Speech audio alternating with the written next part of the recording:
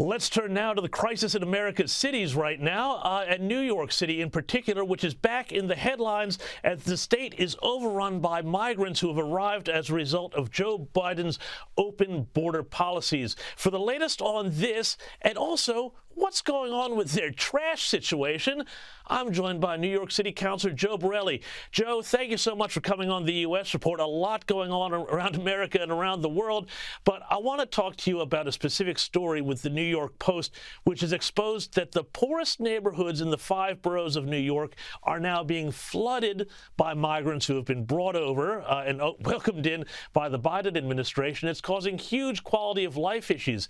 Tell us what this means for New Yorkers. Well, it means they're subjugated to roving packs of migrants on mopeds committing countless crimes day in and day out. These are people who, came in drips and drabs in the beginning, but now there are over 65,000 in our care in our city.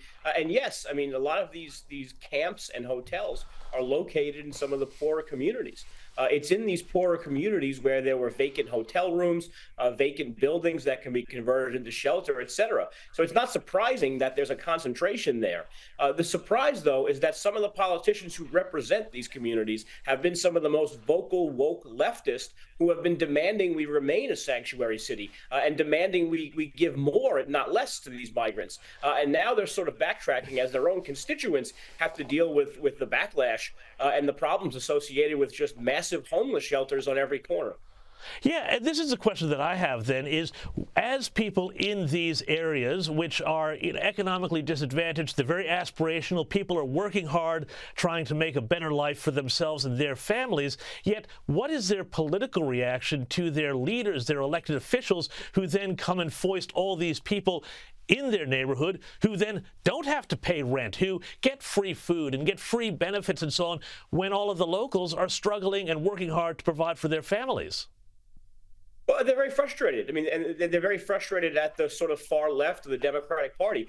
And by the way, so many of these people in these communities are migrants, immigrants really themselves, who have come here at times past legally, the proper channels, or they're awaiting their citizenship, and they have a U.S. green card, and they're doing things the right way. So they are under a tremendous amount of pressure in competition for resources in these communities. And I think we're seeing them start to turn on some of the far left politicians that represent these communities. We actually almost won our state governorship last time with Lee Zeldin losing by only 6 points, which in New York state history, that has not happened any time in the recent past.